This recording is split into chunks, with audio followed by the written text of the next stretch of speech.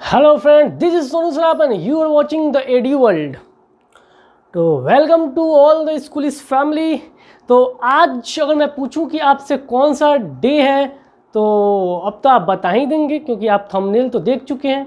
अब आप सैटरडे ना बोलकर आप बताइएगा कि आज 5 जून है, पर्यावरण दिवस है। मैं जानता हूँ। तो चलिए आज हम लोग पर्यावरण दिवस के बारे में बात करते हैं और उस पर थोड़ा सा केस स्टडी करते हैं। तो सबसे पहले देखिए, इतने सारे ग्रह हैं हमारे वायुमंडल में, हमारे सौरमंडल में, ठीक है। और यहाँ उसमें से सिर्फ एक ही पृथ्वी ऐसा है जहाँ पे जीवन संभव है। तो इसका कारण अगर मैं आपसे पूछूं तो आप बोलिएगा कि पृथ्वी पे पानी है, हवा है, पेड़ पौधा, हरियाली है, इसलिए यहाँ पे जीवन संभव है। तो ये बात ठीक है, लेकिन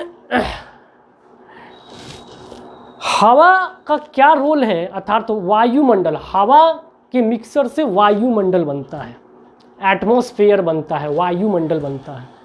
mixture of gases makes atmosphere. Atmosphere हवा के लेयरों का मिक्सअप है। तो एटमॉस्फेयर का क्या भूमिका है पृथ्वी पे जीवन संभव करने के लिए, और ग्रीन हाउस इफेक्ट क्या है, ग्रीन हाउस गैसेस क्या है, ग्लोबल वार्मिंग क्या है, ओजोन लेयर डिप्लेशन क्या है, वो सब यहाँ पे हम लोग देखेंगे। ग्रीन हाउस इफेक्ट को हिंदी में हरित गृह प्रभाव कहते हैं, ठीक है। तो सबसे पहले आप समझ लेते हैं हम लोग यहाँ पे कि ये पृथ्वी है, ठीक है। इधर जगह नहीं है तो यहाँ पे आप सूरज को कंसीडर कर सकते हैं, ठीक है। सूरज चाचा को आप यहाँ पे कंसीडर कर सकते हैं। तो चाचा को आप इमेज दिमाग में कंसीडर कीजिए कि ये ऊपर है, ठीक है। और यहाँ पे देखिए ये पृथ्वी है हमारी, और उस पृथ्वी के ऊपर जैसा कि मैंने बताया कि एटमॉस्फेयर किसे कहते हैं, तो डिफरेंट गैसों का मिक्सर होता है एटमॉस्फेयर, ठीक है। डिफरेंट गैसों के लेयरों का मिक्सअप होता है, मतलब हवाओं की परतें, थोड़ा सा हिंदी में बोलने का कोशिश करता हूँ, हवाओं की परतें, ठीक है, लेयर बाय लेयर, परत बाय परत, एक के ऊपर एक जब चढ़ती हैं तब वो पूरा एटमॉस्फेयर कहलाता है। मतलब पृथ्वी के ऊपर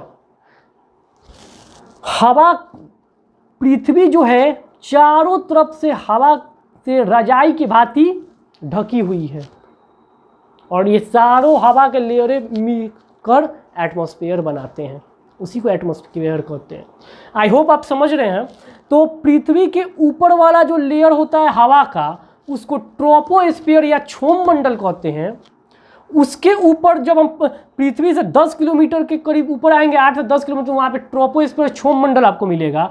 और यहाँ से 50 किलोमीटर ऊपर आएंगे तो आपको वो स्ट्रेटोस्फीयर समताप मंडल मिलेगा, ठीक है, जिसको जहाँ पे ओजोन लेयर भी पाया जाता है। ओजोन लेयर डिप्लेशन हम लोग यहाँ पे अभी देखने वाले हैं कि ओजोन लेयर डिप्लेशन किसको कहते हैं।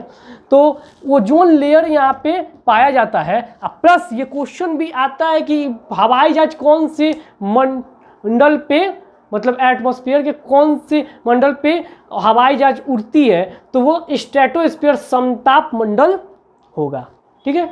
और इस 50 किलोमीटर जब पृथ्वी से 80 किलोमीटर ऊपर आते हैं तो यहाँ पे मेसोस्फीयर, मध्य मंडल पाया जाता है। ये सब हवाएं की डिफरेंट यहाँ हवा मिलके परत बनाई हुई है पृथ्वी के ऊपर, ये सारे मिलके एटमॉस्फेयर बनाए हुए हैं। इस जब 90 किलोमीटर तक आते हैं तो यहाँ पे हमको आयन मंडल मिल जाता है, ठीक है। और जब उससे भी ऊपर जाते हैं तब हमको एक्सोस्फीयर मिलता है। तो ये एक अलग ही टॉपिक है, इसके बारे में हम 1 बाय 1 पढ़ सकते हैं कि पृथ्वी, अगर मैं आपसे एक क्वेश्चन पूछूं कि आप बताइए कि पृथ्वी पे यहाँ मैं खड़ा हूँ, इससे मैं ऊपर जा रहा हूँ, तो आपको गर्मी वहाँ पे ज़्यादा लगेगा, या पृथ्वी पे खड़ा रहूँगा तब लगेगा, या मैं ऊपर आते जाऊँगा तब लगेगा। तो आप ज़रूर बोलिएगा कि मैं पृथ्वी पे जब रहूँगा तो मुझे उतना गर्मी नहीं लगेगा, और जब मैं जितना करीब आते जाऊँगा तो मुझे गर्मी उतना ज़्यादा लगेगा। आप ये बोलिएगा, मैं जानता हूँ, और इसका आप कॉन्सेप्ट दीजिएगा कि हम लोग सूरज से नज़दीक आ रहे हैं तो हमको ज़्यादा धूप लगेगा, इसलिए ऐसा होगा। आप यही बताइएगा, लेकिन ऐसा नहीं है, इस पर आप बहुत जगह गलत हो जाएंगे। तो ये एक अलग ही टॉपिक है, इन सब के बारे में स्टडी करना है और उसमें ये सारे क्वेश्चन को देखना है। तो इस पर मैं पार्टिकुलर दूसरा वीडियो लाऊंगा, कमेंट में बताइएगा अगर आपको जानना होगा तो, ठीक है, तो ऐसा क्यों होता है। तो लेकिन अभी हम लोग का है कि ग्रीन हाउस इफेक्ट्स, ठीक है, पर्यावरण दिवस है तो उस पर हम लोग बात कर रहे हैं, क्योंकि सबका जड़ पॉपुलेशन है, ठीक है, पॉल्यूशन का जड़ ही पॉपुलेशन है। इस पे मैंने एक छोटा सा बुक लिखा है, ठीक है, अभी वो पब्लिश्ड नहीं है, ठीक है। पॉल्यूशन का जो जड़ है वो पॉपुलेशन है, तो वो अभी पब्लिश्ड नहीं है, जब होगा तो मैं आपको बताऊंगा। तो इस पे हम लोग देखते हैं कि पॉपुलेशन जो है वो पॉल्यूशन को फैलाता है। कैसे? तो जितना ज़्यादा पॉपुलेशन बढ़ रहा है उतना ज़्यादा हम चीज़ों का इस्तेमाल कर रहे हैं, और ये सारे चीज़ फैक्ट्रीज़ में बन रहे हैं, केमिकल वाले होते हैं, तो फैक्ट्रीज़ में बन रहे हैं। जितना ज़्यादा पॉपुलेशन बन रहा है उतना ज़्यादा घर बन रहा है, पेड़ पौधा कट रहा है। पेड़ पौधा के कटने के प्रोसेस को डिफॉरेस्टेशन कहते हैं, ठीक है। तो डिफॉरेस्टेशन हो रहा है, पेड़ पौधा कट रहा है तो ऑटोमेटिक क्या हो रहा है, ऑक्सीजन घट रहा है, तो कार्बन डाइऑक्साइड बढ़ रहा है। यहीं से सारा खेल चालू हो रहा है। अब हम लोग समझते हैं कि ग्रीन हाउस इफेक्ट क्या होता है, कार्बन डाइऑक्साइड के बढ़ने से क्या होता है। अगर कार्बन डाइऑक्साइड को हम पूरी तरीके से हटा दें वायुमंडल से तो क्या होगा, और कार्बन डाइऑक्साइड बहुत ज़्यादा बढ़ जाए तब क्या होगा। इन दोनों केसेस को हम लोग यहाँ पे अभी समझेंगे। तो कार्बन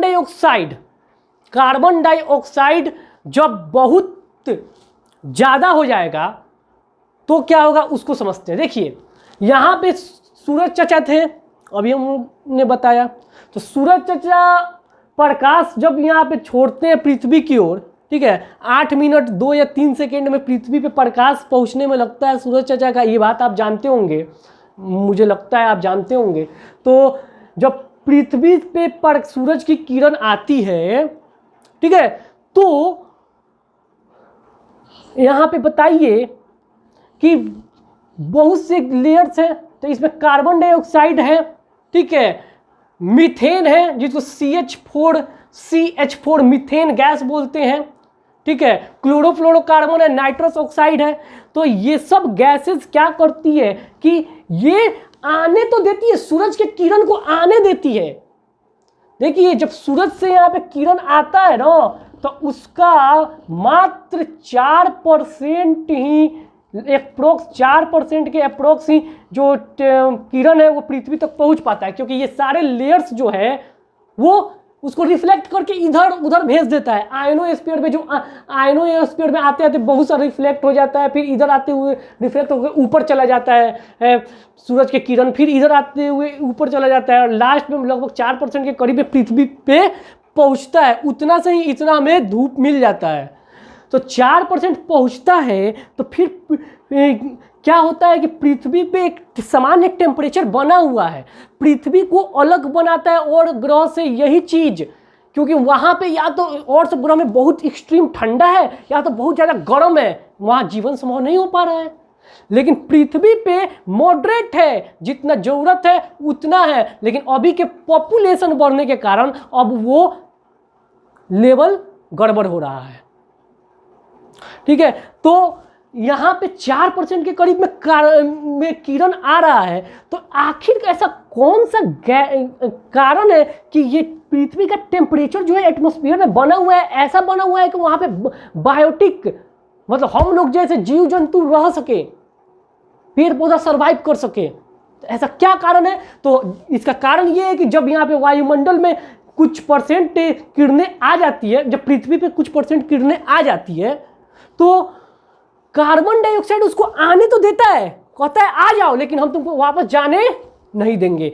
आने देता है लेकिन जाने नहीं देता है, जिसके कारण पृथ्वी पे टेम्परेचर जो है एक सामान्य बना रहता है। लेकिन अगर कार्बन डाइऑक्साइड का मात्रा ज़्यादा हो जाए, इन गैसेस का मात्रा ज़्यादा हो जाए, तब क्या होगा? तब ज़्यादा हो जाएगा तो वो किरण आएगा और उसको बहुत ज़्यादा मात्रा में वो उसको एब्जॉर्ब करके रख लेगा, तो ऑटोमेटिक पृथ्वी का टेम्परेचर क्या हो जाएगा? बढ़ जाएगा। तो हम लोग बहुत से बीमारी का शिकार हो जाएंगे सूरज की हानिकारक किरणों के कारण। टेम्परेचर ऑटोमेटिक पृथ्वी का बहुत ज़्यादा बढ़ने लगेगा। बर्फ जो है पृथ्वी पे, जो बर्फ है तो वो पिघलने लगेंगे, ग्लेशियर्स पिघलने लगेंगे और पृथ्वी उसमें समाहित होने लगेगा धीरे धीरे धीरे धीरे। तो जरूरी है कि कार्बन डाइऑक्साइड को बढ़ाने भी नहीं दिया जाए, घटने भी नहीं दिया जाए। अगर घट जाए तो फिर क्या होगा? तो फिर वही होगा कि एक्सट्रीम ठंडा होने लगेगा, सर्वाइवल कंडीशन जो है वो खतरा में आने लगेगा, जीव जंतु उसमें सर्वाइव करने में उनको दिक्कत होगा। तो फिर यही है ग्रीन हाउस इफेक्ट। तो यहाँ पे देखिए ग्रीन हाउस इफेक्ट में क्या होता है कि एक हाउस है, उसमें हम ऐसा पौधा को रखे हैं कि जो ठंडा का दिन मान के चलिए आ गया तो इसको धूप नहीं मिल रहा है तो खराब हो जाएगा। तो इससे समझ लीजिए ग्रीन हाउस इफेक्ट को फिर यहाँ पे एक बार और एक्सप्लेन कर देंगे। तो ये घर है, तो ये शीशा का घर बनाया जाता है। बेसिकली शीशा का होता है कि धूप के किरण को आने देता है, सूरज के रेज को आने देता है अंदर, ये शीशा का होता है, ठीक है। इसी को ग्रीन हाउस बोलते हैं, आने देता है। पेड़ पौधा है, ठंडा है, कितना भी ठंडा है, ठंडा वाला जगह पे ऐसा हम कर सकते हैं तो आएगा और ये अपना टेम्परेचर लेके इसमें आने देगा, लेकिन जाने नहीं देगा टेम्परेचर को, ठीक है। तो इससे इसका टेम्परेचर बना रहेगा। पेड़ पौधा को फोटोसिंथेसिस, खाना बनाने के लिए ज़रूरत है कार्बन डाइऑक्साइड का और टेम्परेचर का, सनलाइट का, तो वो आने देगा, जाने नहीं देगा। तो सेम यही इफेक्ट यहाँ पर होता है, आने देता है वायुमंडल, लेकिन फिर जितना किरण पहुँचा, मात्र सूरज के 4% के करीब में किरण पहुँच रहा है पृथ्वी पे, उसको जाने नहीं देता है। ये ग्रीन हाउस गैसेस उसको जाने नहीं देते। इन्हीं गैसेस को कहते हैं ग्रीन हाउस गैसेस, और इन्हीं के वजह से होता है ग्रीन हाउस इफेक्ट। यही है ग्रीन हाउस इफेक्ट, पृथ्वी के टेम्परेचर का बढ़ जाना, ठीक है। तो ये कार्बन डाइऑक्साइड, ये मीथेन, CH4, ये chemicals name, these are the chemical names के। ये क्लोरोफ्लोरोकार्बन्स, ये कहाँ से मिलता है? क्लोरोफ्लोरोकार्बन कहाँ से निकलता है? अधिकांश AC से, रेफ्रिजरेटर से निकलता है क्लोरोफ्लोरोकार्बन।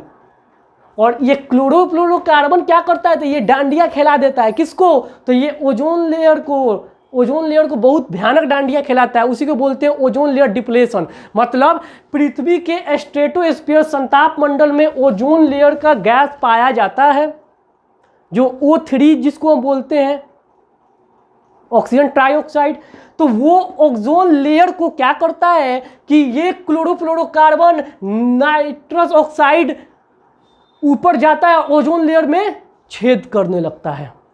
अब ओजोन लेयर में छेद होगा तो जब सूरज से किरण आएगा तो सूरज से अल्ट्रावायलेट रेज निकलते हैं, हानिकारक किरणें निकलती है। वो हानिकारक किरणें पृथ्वी तक पहुंच जाएगी और यहाँ पे हम लोग डांडिया खेल जाएंगे। और वही ओजोन लेयर अगर सेफ है तो वो हानिकारक किरणें को रिफ्लेक्ट करा देगा, उसको जाने नहीं देगा पृथ्वी पे। लेकिन इसी को हम लोग छेद करते जा रहे हैं। तो इस सब का कारण पॉपुलेशन है, ध्यान से समझिए। सब का कारण कहीं ना कहीं पॉपुलेशन ही है, ठीक है। तो आप ग्रीन हाउस इफेक्ट समझ गए, ओजोन लेयर डिप्लेशन भी समझ गए।